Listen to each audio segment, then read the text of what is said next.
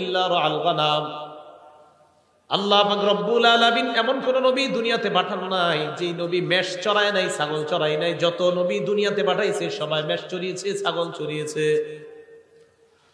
ক্বালা আসহাবুহু, সাহাবারা বললেন, ইয়া রাসূলুল্লাহ ওয়া আনতা, আপনিও কি মেষ চড়িয়েছেন? নবীজি জবাব দেয়, কুনতু আরআহা আলা তারারিত লি আহলি মক্কা, আমি কয়েক দিরহামের বিনিময়ে পারিশ্রমিকে আমি মক্কাবাসীর ছাগল চড়াইতাম।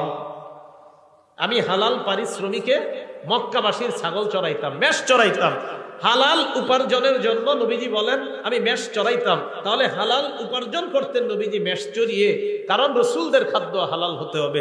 আমাদের নবীও বলেন যে আমি উপার্জন করতাম কিভাবে, মেষ চড়াইতাম, এর বিনিময়ে আমি কয়েক কিরাত দিরহাম পাইতাম। তাহলে নিজের উপার্জিত এই হালাল ইনকামটা, এটা যত কষ্টকর হোক, এটা যদি হালাল হয় এটার মধ্যে আলাদা একটা শান্তি আছে। সহিহ বুখারী 2072 নম্বর হাদিসের বর্ণনা। আনিল মিকদাম রাদিয়াল্লাহু তাআলা আনহু قال قال رسول الله صلى الله عليه وسلم, মিকদাম রাদিয়াল্লাহু তাআলা আনহুর বর্ণনা, রাসূলুল্লাহ সাল্লাল্লাহু আলাইহি ওয়াসাল্লাম বলেন, হাদিসের অনুবাদটা মন দিয়ে শুনেন, মা আকালা আহাদুন তাআমান কাত্তু খায়রাম মিন আইয়া আকুলা মিন আমালি ইয়াদিহি, কোন মানুষ তার হাতের উপার্জিত হালাল খাদ্যের চাইতে উত্তম খাদ্য আর কখনো খায় না। কোন মানুষ নিজের হাতের, নিজের কষ্টের উপার্জিত হালাল খাদ্যের চাইতে দামি খাদ্য, পবিত্র খাদ্য, এত উত্তম খাদ্য আর মানুষ খায় না। মানুষের কষ্টের হালাল উপার্জিত খাদ্যটা এটা এতটা দামি। পরে কি কয় দেখেন, وإن نبي الله داود عليه الصلاة والسلام كان يأكل من عمل يده, আল্লাহ নবী দাউদ আলাইহিস সালাতু ওয়াস সালাম নিজের হাতের উপার্জিত, এই উপার্জিত ইনকামের পর ওই ইনকাম দিয়ে তিনি হালাল খাদ্য গ্রহণ করতেন। এর মানে নবী দাউদ নবীও নিজের কষ্টার্জিত হালাল খাদ্য গ্রহণ করতেন। এই হাদিস থেকে বুঝলাম আমাদের হাতে হালাল খাদ্য উপার্জন, আমাদের হাতে হালাল উপার্জনটা এবং এটা দ্বারা হালাল খাদ্য সঞ্চয় করা, এটা হলো সবচেয়ে উত্তম। নবী দাউদ আলাইহিস সালাতু ওয়াস সালাম উনিও নিজের হাতে কামাই করতেন, এই সঞ্চয়কৃত ওনার অর্থ দিয়ে উনি জীবিকা নির্বাহ করতেন। বুখারী শরীফের 2074 নম্বর হাদিসের বর্ণনা। আন আবি হুরায়রা রাদিয়াল্লাহু তাআলা আনহু قال قال رسول الله صلى الله عليه وسلم, নবীজি বলেন, লা আইয়াহতাতিবা আহাদুকুম হুজমাতান আলা যহরিহি খায়রুল লাহু মিন আইয়াসআলা আহাদান ফায়ুতিয়াহু আও ইয়ামনাআ। কি কয় দেখেন, নবীজি বলেন তোমাদের কোন ব্যক্তি কাঠের বোঝা পিঠের মধ্যে বহন করা ওই ব্যক্তির চাইতে উত্তম যে ব্যক্তি অন্য কারো কাছে ভিক্ষা চায়। কারো কাছে ভিক্ষা চায়, যার কাছে ভিক্ষা চায় সে দিতেও পারে, নাও দিতে পারে। আল্লাহ নবী কয় ভিক্ষা চাওয়ার চাইতে কাঠ বহন করে তুমি পিঠের উপর কাঠ বহন করবা, ওই কাঠ তুমি বিক্রি করে হালাল উপার্জন করবা। আমি নবীর কাছে ওই ভিক্ষার চাইতে এই পেশা অনেক বেশি দামি। সহিহ বুখারী 2075 নম্বর হাদিস। এই হাদিসের বর্ণনাকারী জুবাইর ইবনুল আওয়াম রাদিয়াল্লাহু তাআলা আনহু।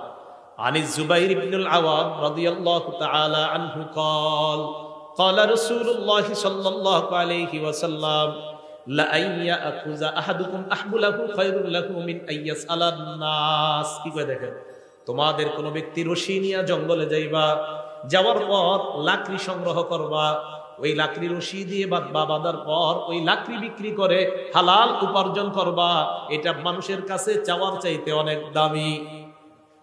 তাহলে হালাল উপার্জন অন্য কারো কাছে ভিক্ষা করার চাইতে অনেক দামি।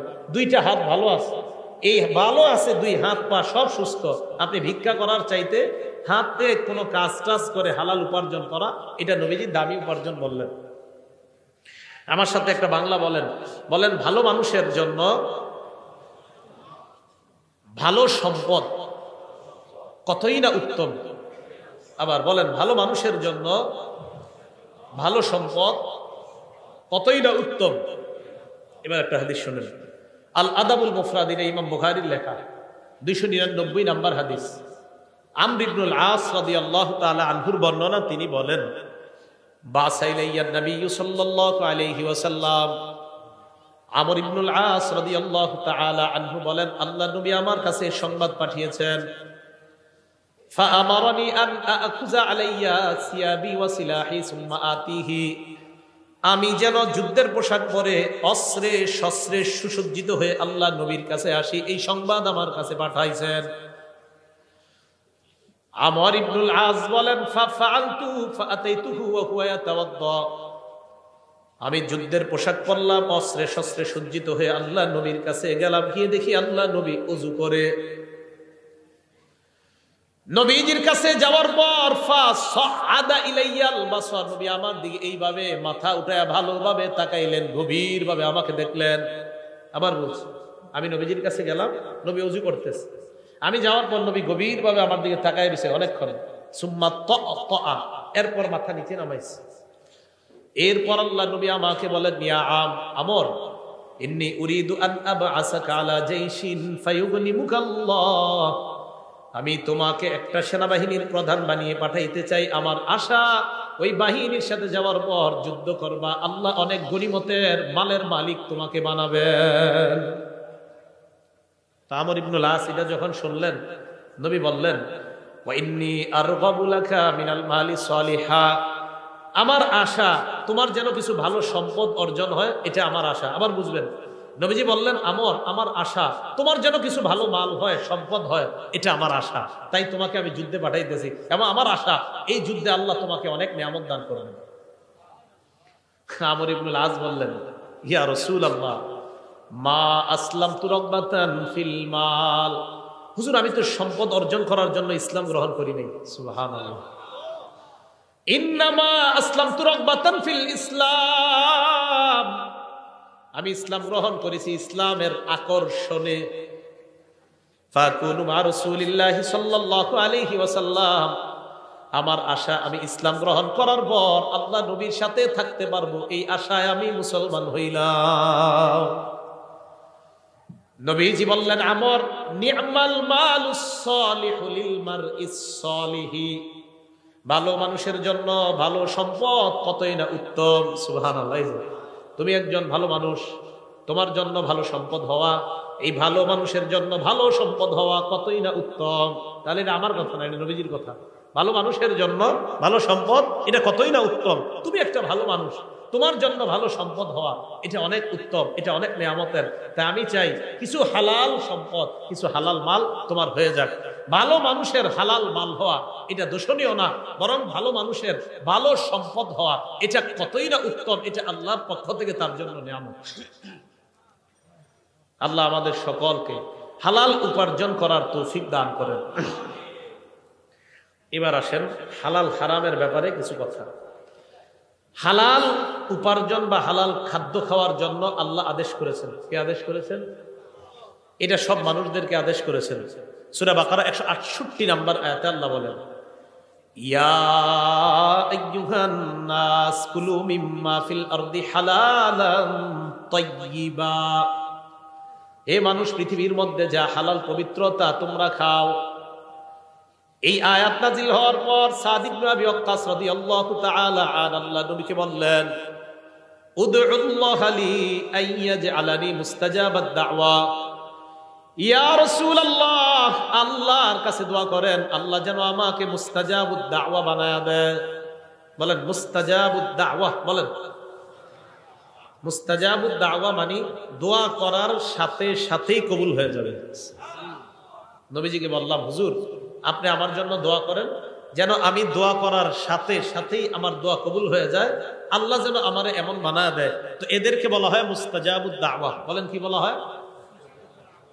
নবীজি বললেন, ইয়া সাআদ আতিম মাতআমাক তাকুন মুস্তাজাবাদ দাওয়া, সাআদ হালালটা পবিত্র করো, সাআদ খাবারটা পবিত্র করো, সাআদ খাবারটা পবিত্র করো, সাআদ হালাল খাদ্য খাও, তাকুন মুস্তাজাবাদ দাওয়া, পেটে হালাল ঢুকাও, তুমি মুস্তাজাবুদ দাওয়া হয়ে যাবা। পেটে যদি হালাল খাবার যায়, আল্লাহর কাছে যা বলবা আল্লাহ তাই কবুল করবেন। হালাল খাও, হালাল খাও, মুস্তাজাবুদ দাওয়া হয়ে যাবে। তাহলে বলেন দোয়া কবুলের জন্য শর্ত কি? খাওয়া হালাল, ভিতরে হালাল হালাল ঢুকাইতে হয়। সূরা নাহল 114 নম্বর আয়াত আল্লাহ বলেন, ফাকুলু মিম্মা রাযাকাকুমুল্লাহু হালালান তাইয়্যিবা। আল্লাহ যে রিজিক তোমাদেরকে দিয়েছেন তা থেকে পবিত্র হালাল যে রিজিক তা তোমরা গ্রহণ করো। ওয়াশকুরু নি'মাতাল্লাহ, এবং আল্লাহর নিয়ামতের শুকরিয়া আদায় করো। বলেন আমার সাথে, হালাল খাবো, বলেন, আর আলহামদুলিল্লাহ বললেন। হালাল খাবো, শুকরিয়া আদায় করলেন। তো আল্লাহ বলেন তোমরা হালাল খাও আর শুকরিয়া আদায় করো, হালাল খাও, শুকরিয়া আদায় করো। আর হালাল খেয়ে যত শুকরিয়া আদায় করবেন তত আপনার নেয়ামত আল্লাহ পাক রব্বুল আলামিন বাড়িয়ে দিবেন। হালাল খাদ্যের জন্য আল্লাহর কাছে দোয়া করবেন। তিরমিজি শরীফের 2361 নম্বর হাদিসের বর্ণনা, ক্বালা রাসূলুল্লাহ সাল্লাল্লাহু আলাইহি ওয়াসাল্লাম, নবীজি বলেন, আল্লাহুম্মা জাআল রিজকা আলি মুহাম্মাদিন কুতা। নবীজি আল্লাহর কাছে দোয়া করতেন, আল্লাহ মুহাম্মদ সাল্লাল্লাহু আলাইহি ওয়াসাল্লামের পরিবারের জন্য জীবন ধারণের উপযোগী হালাল খাদ্যের ব্যবস্থা করে দেন। সুখী মানুষের তিনটা অবস্থা নবী বলছেন। একজন মানুষের মাঝে 3 গুণ পাওয়া গেলেই সে সুখী। বলেন কয় গুণ? 3টা গুণ যদি আগামীকাল সকালে আপনার মাঝে পাওয়া যায় তাহলে বুঝবেন আগামীকাল আপনি সুখী। কয় গুণ? হ্যাঁ, কালকে পাওয়া গেলে কালকেই সুখী। দলিল তিরমিজি শরীফের 2346 নম্বর হাদিসের বর্ণনা, 2346। ক্বালা রাসূলুল্লাহ সাল্লাল্লাহু আলাইহি ওয়াসাল্লাম, নবীজি বলেন, মান আসবাহা মিনকুম আমিনান ফি সিরবিহি। তোমাদের মধ্যে কোনো মানুষ যদি সকাল অবস্থা হয় এমন অবস্থায় তার পরিবার নিয়ে সে নিরাপদে আছে। 1 নাম্বার, তোমাদের মধ্যে যদি কারো সকাল এমন অবস্থায় হয় সে পরিবারের মধ্যে নিরাপদ, পরিবার সহ পুরা নিরাপদে আছে। 1। 2 নাম্বার, মুআফান ফি জাসাদিহি, শরীরটা সুস্থ আছে। 3 নাম্বার, ইনদাহু কুতু ইয়াউমিহি, তার কাছে একদিনের খাদ্য আছে। বলেন তো, 1 নাম্বার পরিবার নিয়ে সুখে আছে, 2 নাম্বার সুস্থ আছে, 3 নাম্বার কয়দিনের খাবার। নবীজি বলেন, কাআন্নামা হিজাত লাহুদ দুনিয়া, এই ব্যক্তির জন্য কেমন যেন পুরা দুনিয়ার সব কল্যাণ জমা করা হয়েছে। এই জন্য হালাল খাবেন আর দোয়া করবেন, হালাল খাবেন আর দোয়া করবেন। আরেকটা, হালাল খাবেন আর শুকরিয়া আদায় করবেন। আর আল্লাহ তো বলছে শুকরিয়া আদায় করবা, আমি আল্লাহ নিয়ামত আরো বৃদ্ধি করে দিব। আল্লাহ আমাদেরকে হালাল খাদ্য খাওয়ার তৌফিক দান করেন। সূরা তাহা 81 নম্বর আয়াতে আল্লাহ বলেন, কুলু মিন তাইয়্যিবাতি মা রাযাকনাকুম, আমি তোমাদেরকে যে খাদ্য দিয়েছি তার মধ্যে পবিত্র যেটা, এটা তোমরা খাও, পবিত্র খাদ্য তোমরা খাও। সূরা ইউনূসের 59 নম্বর আয়াতে আল্লাহ বলেন, কুল আরাআইতুম মা আনজালাল্লাহু লাকুম মির রিজকিন ফাজআলতুম মিনহু হারামান ওয়া হালালা। নবী আপনি বলেন, তোমরা কি ভেবে দেখেছো আল্লাহ তোমাদের জন্য যে রিজিক নাজিল করছেন ওই রিজিকের কিছু অংশ তোমরা হালাল বানাও আর কিছু অংশ তোমরা হারাম করছো। এই যে তোমরা হালাল করো আর হারাম করো, আল্লাহু আযিনা লাকুম, এই আদেশ কি আল্লাহ তোমাদেরকে দিয়েছেন?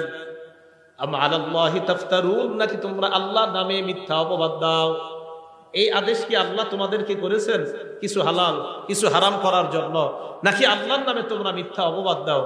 আমাদের সকলকে আমরা যেন হালালকে হালাল হিসাবে গ্রহণ করি, হারামকে হারাম হিসাবে গ্রহণ করতে পারি, আল্লাহ তৌফিক দান করেন। সহিহ বুখারী 2059 নম্বর হাদিসের বর্ণনা।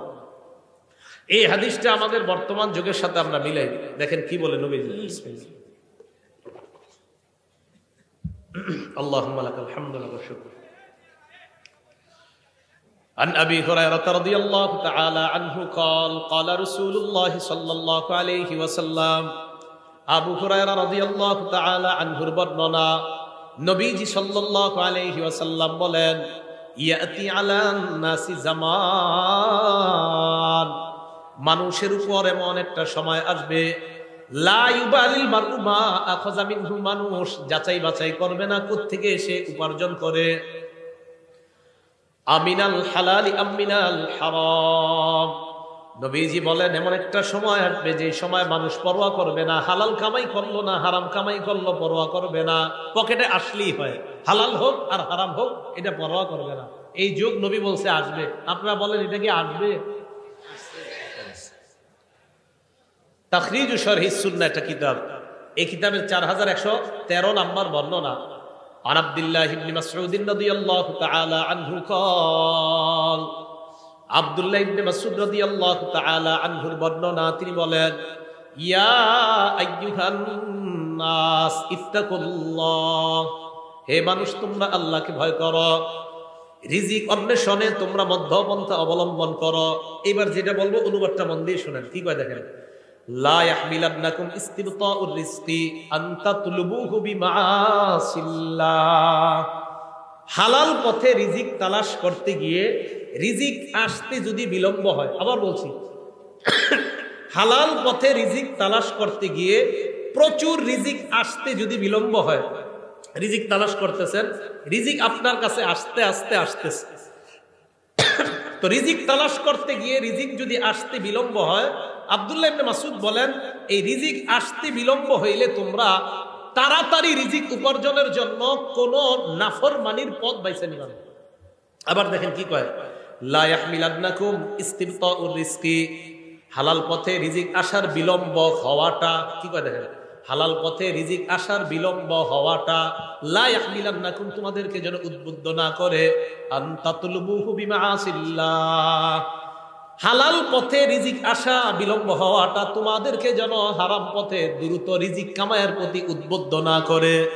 দোস্তে বলবে, কি রে কি করস, টাকা পয়সা নাই এত, আর বলিস না, ক্ষেত খামার করি কোনো মতে আসে আর কি। আরে আমি কিছু সিস্টেম শিখে আস, নিয়ে গেছে বাজারে, বাজারে গিয়ে কিছু কিছু সিস্টেম শিখাই দিছে যে এই সিস্টেমে তাড়াতাড়ি ধনী হওয়া যায়।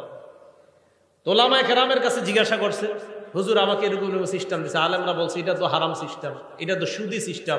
কয় না, এখানে তো ইসলামের নামাজ। কিসের নামাজ? কয় এবং ওই অফিসের মধ্যে এটাও লেখা, পিছনে সূরা বাকারা 275 নম্বর আয়াতও লেখা আছে, আহাল্লাল্লাহুল বাই'a ওয়া হাররামার রিবা, আল্লাহ ব্যবসা হালাল করেছেন, সুদকে হারাম করেছেন। এটা তো পিছনেও লেখা আছে, এরপরে ওই অফিস কিভাবে হারাম কাজ করে? ইসলামের লেভেল, কোরআনের আয়াত আর হাদিস পিছনে লাগায়া সুদের কারবার যদি কেউ করে, এটা কিয়ামত পর্যন্ত হালাল হবে না, হারাম, এটা হারামই থাকবে। তাহলে লেভেল লাগাইলে হারাম হালাল হয়ে যায় না। কি কথা বুঝে আসছে? আচ্ছা, তিরমিজি শরীফের 2376 নম্বর হাদিসের বর্ণনা, হাদিসটা মন দিয়ে শুনেন। দুটি ক্ষুধার্ত নেকড়ে বাঘ একটি বকরির পালের মধ্যে পাঠায়া দিচ্ছেন, অনেকগুলা বকরির পালের মধ্যে দুটি ক্ষুধার্ত বাঘ পাঠায়া দিচ্ছেন। বকরি থাকবে না সব শেষ হবে? ক্বালা রাসূলুল্লাহ সাল্লাল্লাহু আলাইহি ওয়াসাল্লাম, নবীজি বলেন, মা জিবান জাইআন উরসিলা ফি গানামিন বিআফসাদালাহা মিন হিরসিল মারই আলাল মালি ওয়াশ শারাফি লিদীনিহি। নবীজি বলেন, ক্ষুধার্ত দুইটা বাঘ বকরির পালের মধ্যে পাঠানোর পর এই ক্ষুধার্ত বাঘ বকরিগুলোর জন্য যতটা ক্ষতিকারক, এর চাইতে কোনো মানুষ সম্পদের লোভ আর মর্যাদার লোভ যদি করে, ওই মানুষের জন্য তার দিনের জন্য এর চাইতে বেশি ক্ষতিকারক। আবার বলছি, সম্পদের লোভ, মর্যাদার লোভ, দুইটা ক্ষুধার্ত নেকড়ে বাঘ বকরির পালের জন্য যতটা না ক্ষতিকারক, নবীজি বলেন সম্পদের লোভ আর মর্যাদার লোভ একটা মানুষের ধর্মের জন্য এর চাইতে বেশি ক্ষতিকারক। কেন? যে আমার সম্পদ দরকার, কি আমার 10 কোটি টাকা লাগবে, এটা হালাল পথে হোক আর হারাম পথে হোক সমস্যা নাই, লাগবে 10 কোটি। বলেন এটা কি তার ধর্ম ঠিক থাকলো না ক্ষতি হয়ে গেল? আবার মর্যাদা, ওই চেয়ারে আমাকে বসতে হবে, কিভাবে বসবো আমি জানি না, বসতেই হবে। বলেন এখন যদি অনৈতিক কোনো পথ বেছে নেয়, এটা কি তার মর্যাদা, তার ধর্মের জন্য এটা কি ঠিক থাকলো না ক্ষতিকারক হয়ে গেল? তাহলে মর্যাদা এবং সম্পদের লোভ, এই দুই লোভ মানুষের ধর্মের জন্য এতটা ক্ষতিকারক, যতটা না ক্ষতিকারক ক্ষুধার্ত নেকড়ে বাঘ বকরির জন্য এর চাইতে বেশি ক্ষতিকারক মানুষ সম্পদের লোভ অনৈতিক পন্থায় করা, আর মর্যাদার লোভ অনৈতিক পন্থায় করলে তার চাইতে বেশি ক্ষতিকারক হয়। তিরমিজি শরীফ 2416 নম্বর হাদিসের বর্ণনা। ক্বালা রাসূলুল্লাহ সাল্লাল্লাহু আলাইহি ওয়াসাল্লাম, নবীজি বলেন, লা তাজুলু কদামা ইবনি আদম হাত্তা ইউসআলা আন খামস, বনি আদমের দুই পা নড়বে না কিয়ামতের ময়দানে 5 প্রশ্ন করার আগ পর্যন্ত। বলেন কয় প্রশ্ন? 1 নাম্বার আন উমরিহি ফিমা আফনা, জীবন কোন কাজে কাটাইছেন। 2 নাম্বার আন শাবাবিহি ফিমা আবলা, যৌবন কোথায় নষ্ট করছেন। রাত 12টার পর দরজা লাগিয়ে মোবাইলটা সামনে নিয়ে যৌবন কি নষ্ট করেছেন কিনা, কিয়ামতের মাঠে এটার হিসাব দিতে হবে। 3 নাম্বার ওয়ান মালিহি মিন আইনা ইকতাসাবা, এটা বুঝেন, সম্পদ কোন পথে কামাই করেছেন, হালাল পথে কিনা। 4 নাম্বার ওয়াফিমা আনফাকা, কোথায় ব্যয় করেছেন, হালাল পথে কিনা, এই জায়গাটা একটু বুঝতে হবে। 3 নাম্বার সম্পদ হালাল পথে কামাই করেছেন কিনা। 4 নাম্বার হালাল পথে ব্যয় করেছেন কিনা। অনেকে মাশাআল্লাহ সম্পদ হালাল পথেই কামাই করে, করার পর এটা দিয়ে 58 ইঞ্চি একটা টেলিভিশন কিনে, তাহলে হালালটা লাগলো কোথায়? হারামে। তাহলে হালাল পন্থায় টাকা কামাইলেন আপনি, কামাই করার পর আপনি এবার এই হালাল টাকা দিয়া বিশাল বড় একটা স্ক্রিনের ব্যবস্থা করলেন সিনেমা দেখার জন্য, তাহলে টাকা কোথায় লাগাইলেন? এটার জবাব দিতে করতে হবে। তো 3 নাম্বার হালাল পথে কামাইছেন কিনা, 4 নাম্বার হালাল পথে ব্যয় করেছেন কিনা, 5 নাম্বার ওয়ান ইলমিহি ফিমা বিমা যা আমিলা ফিমা আলিমা, আপনি যা জানলেন সেই অনুযায়ী আমল করেছেন কিনা, এটা কিয়ামতের মাঠে জিজ্ঞাসা করা হবে। এই জায়গাটা একটু বুঝেন। একটু আগে আমি হালাল হারামের ওয়াজ করছি না, জোরে বলেন। সুদ কি? হালাল পন্থায় টাকা কামাই করে হারাম পথে ব্যয় করা, এটা কি জায়েজ না নাজায়েজ? এই যে আমার থেকে বিষয়টা জানলেন, একটা বিদ্যা জানলেন কিনা, জানার পরে যদি আপনি ঠিকমতো আমল না করেন কিয়ামতের মাঠে এটা জবাবদিহিতা করতে হবে। 5 নাম্বার প্রশ্ন, তুমি যা জানলা ওই জানা অনুযায়ী আমল করছো কিনা। এই যে এতক্ষণ পর্যন্ত আপনি জানলেন হালাল কোনটা হারাম কোনটা, এখন আমার থেকে যে জানলেন তার মানে একটা বিদ্যা জেনে ফেললেন, এই বিদ্যা অনুযায়ী সঠিকভাবে আমল করছেন কিনা এটা কিয়ামতের মাঠে আপনাকে জিজ্ঞাসিত হতে হবে। সুদ কি জানছেন নি? জোরে বলেন, সুদ কি? এটা কি জানছেন? তো খবর আছে। আল্লাহ বুঝার তৌফিক দান করেন। এখন আপনি সঠিক পথে চলার জন্য কি দরকার? আপনি যার সাথে চলাফেরা করবেন এই মানুষটা ভালো হতে হবে। বুঝেন নাই? যার সাথে চলবেন তিনি কি হতে হবে? তিরমিজি শরীফ 1378 নাম্বার হাদিস, ক্বালা রাসূলুল্লাহ সাল্লাল্লাহু আলাইহি ওয়াসাল্লাম, নবীজি বলেন, আর রাজুলু আলা দীনি খালিলিহি ফালয়ানজুর আহাদুকুম মাইয়ু খালিল। নবীজি বলেন, মানুষ তার বন্ধুর রীতিনীতির অনুসারী হয়। তোমাদের প্রত্যেকে যেন চিন্তা করে কাকে বন্ধু বানাও। সুদখোরকে যদি বন্ধু বানান আপনারও এটা সুদখোর বানাবে। বন্ধু কারে বানাইতেছেন এটা আপনি বুঝে শুনে বানাইতে হবে। মানুষ তার বন্ধুর রীতিনীতির অনুসারী হয়, অতএব মানুষ যেন চিন্তা করে যে সে কাকে বন্ধু বানায়। আল্লাহ আমাদের জীবনে একজন প্রকৃত বন্ধু আল্লাহ আমাদেরকে ব্যবস্থা করে দেন। সহিহ বুখারীর একটা বর্ণনা শুনেন, 3842 নাম্বার হাদিসের বর্ণনা। আবু বকর সিদ্দিক রাদিয়াল্লাহু তাআলা আনহুর এক আশ্চর্য ঘটনা। ওনার একজন গোলাম ছিল, আম্মা জান আয়েশা সিদ্দিকার বর্ণনা, কানা লি আবি বকর সিদ্দিক রাদিয়াল্লাহু তাআলা আনহু গুলাম কানা ইখরিজু লাহুল খরাজ। আবু বকর সিদ্দিক রাদিয়াল্লাহু তাআলা আনহুর একজন গোলাম, তিনি কর বের করতেন। আবু বকর সিদ্দিক রাদিয়াল্লাহু তাআলা আন এই কর যে বের করে আনতেন এটা থেকে তিনি খাইতেন। একদিন এই গোলাম কি করছে, ফাজাআ বিশাইইন, একদিন কি জানি একটা নিয়ে আসছে, আনার পর আবু বকর সিদ্দিককে বললেন এটা খান। আবু বকর সিদ্দিক এটা খাইলেন। খাওয়ার পর গোলাম বলে, আতাদেরি মা হাযা, আপনি কি জানেন আপনি কি খাইছেন? কয় কেন, কি হইছে? কয় কুনতু তাকাখানতু ফিল জাহিলিয়া, আমি জাহিলি যুগে গণনা করতাম, ভাগ্য গণনা করতাম। কি গণনা করতাম? ভাগ্য। কয় মা উহসিনুল কাহানা ইল্লা আন্নী খাদাতুহু, আমি ভাগ্য গণনা কিছুই জানতাম না, হুদাই মানুষের ধোঁকা দিতাম। আমাদের দেশেও বিভিন্ন ওভারব্রিজের নিচে বিভিন্ন জায়গায় জায়গায় ভাগ্য গণনা করা হয়। হয়তো 100 জনের মধ্যে একজনকে একটা কইছে, এটা কোনো মতে লেগে গেছে, ওই একজন গিয়ে আরো 10,000 রে বোকা বানায় এখানে নিয়ে আসে। এগুলা মিথ্যা কথা।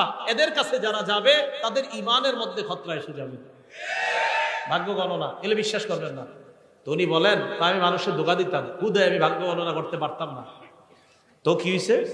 আমি যার ভাগ্য গণনা করছি জাহিলি যুগে এরকম একজনের সাথে আমার দেখা হয়ে গেছে আজকে, উনি আমাকে এইগুলা দিছে, আমি আপনারে নিয়ে আসলাম আপনার কাছে। ওই ভাগ্য গণনার যে পারিশ্রমিক, এই পারিশ্রমিক আপনার কাছে আনছি, এটাই আপনি খাইছেন। আবু বকর সিদ্দিক কয় সর্বনাশ। ফাআদখালা ইয়াদাহু, মুখে হাত ঢুকাইছে। ফাকাআ কুল্লা শাইইন ফি বাতনিহি, পেটে যা ছিল মুখে হাত ঢুকায়া সব বমি করে ফেলায় দিছে। সব বমি করে কি করছে? ফালায়া দিছে। তাহলে কি বোঝা গেল? হারাম ওনার পেটে ঢুকবে আবু বকর সিদ্দিক রাদিয়াল্লাহু তাআলা আনহু, এটা উনি সহ্য করলেন না, এটা উনি বরদাস্ত করলেন না। এই জন্য আমার আপনার চ্যালেঞ্জিং হলো হালাল গ্রহণ করা, হারাম থেকে বেঁচে থাকা। বলেন কি গ্রহণ করা? হালাল গ্রহণ করা, হারাম থেকে বেঁচে থাকা। তাহলে আমরা হারাম থেকে বেঁচে থাকবো তো ইনশাআল্লাহ, হালাল খাদ্য গ্রহণ করবো তো ইনশাআল্লাহ। আজকে থেকে আমরা সুদী ভয়ঙ্কর, বর্তমানের সবচেয়ে ভয়ঙ্কর একটা অপরাধের নাম হলো হারাম খাওয়া। এই হারাম খাওয়ার মধ্যে একটা হারাম হলো সুদ খাওয়া। বলেন কি খাওয়া?